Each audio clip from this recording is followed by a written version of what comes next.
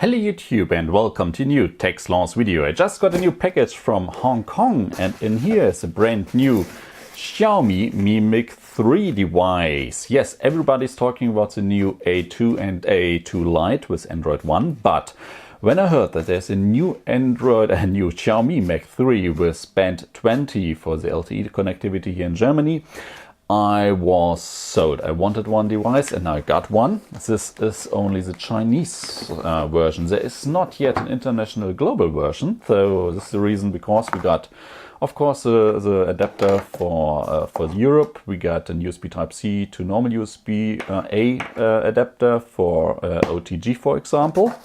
And that's it in the box. Over here, I got a 6.1-inch Huawei P20 Pro and the 6.2 or 6.3-inch Samsung Galaxy Note 3 for comparison reasons, because the name Max is already a hint. The Max 3 is a 6.9-inch device with an 18:9 aspect ratio, but I will show you this one later. On the box we just read Xiaomi Max 3, nothing more. On the back side, we get three informations. Number one, a 6.9-inch display, 18:9 aspect ratio, as I told you, with a full HD plus resolution, so 1160 by 1080, which gives us exactly 350 ppi. We got a dual lens camera on the back side, 12 megapixel and 5 megapixel, 8 megapixel on the front side, and we got a big 5500 mAh battery. So this is a black version with 4 GB of RAM, 64 GB of storage. There's also a bigger version.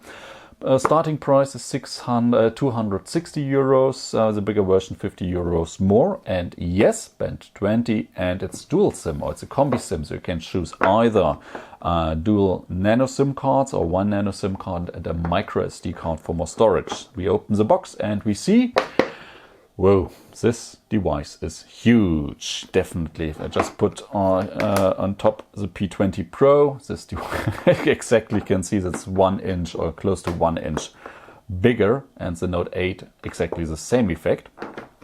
Let's get the device and have a whoa. Don't think that I now think that this device is heavy, or thick or anything. No, it weighs 220 grams.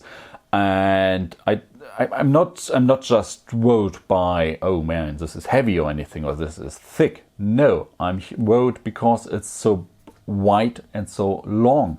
This device, of course, it feels like a normal device, only bigger. But first of all, let's check out what else is in the box. We get our Chinese adapter with the normal USB Type-A port here. We got an output of 12 volt, 1.5 ampere, so at 18 watt charger, and a normal USB Type-C to USB Type-A cable. We get a SIM card tool, and we get some informations. I guess this is just a registration card for Xiaomi or for the Xiaomi club or anything, and just the fine print and where the buttons and how to insert or where the SIM cards go. So this is it, no stickers here.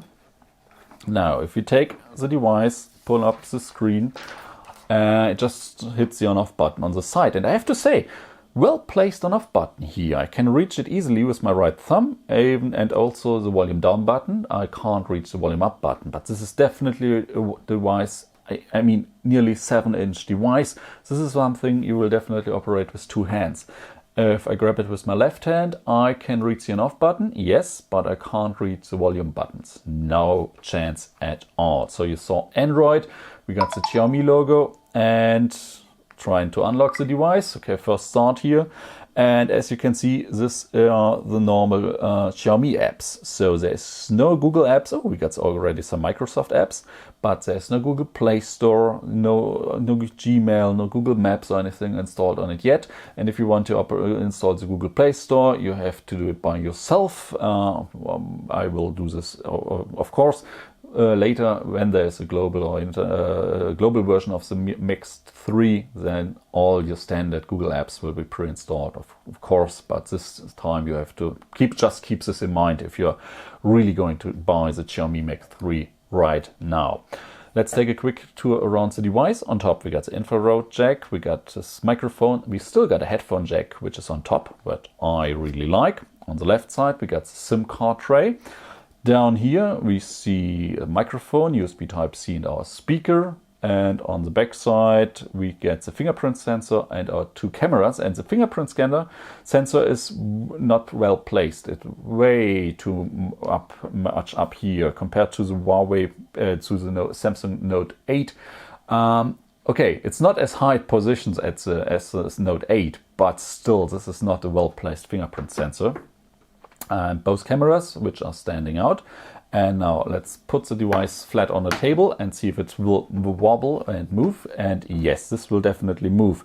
So if you're going to start an app which is located down here, yes, you see I just hit the button and the device will move. So this is because of the camera standing out and the placement and the device being that big. But overall, first impression, it's okay. It's huge, but I mean, a 7-inch device, of course it's huge. I'm now going to figure out how well is this device going. I'm going to handle the device in my normal workload scenario. What about the display? Is it bright enough, or is it good enough with 350 ppi? I just say yes, this device or the display just looks normal, like a normal standard display to me. And third point will be the battery life. I mean, 5,500 milliampere is a lot, but with this big screen, will it only last a day or even 2 or 3? Let's find out. And one big feature is missing. I mean, I got Wi-Fi 2.4 and 5 gigahertz. We got Bluetooth, and we got all the stuff. One feature is missing: NFC. No NFC. Like on the new A2 generation devices, there is no NFC, and I don't know why. I mean, now Google Pay finally has started in Germany. I'm eager to use it, but I can't with the new Xiaomi devices, which is sad. But this is it for now. Thank you guys for watching, and I'll see you all in the next video. Bye.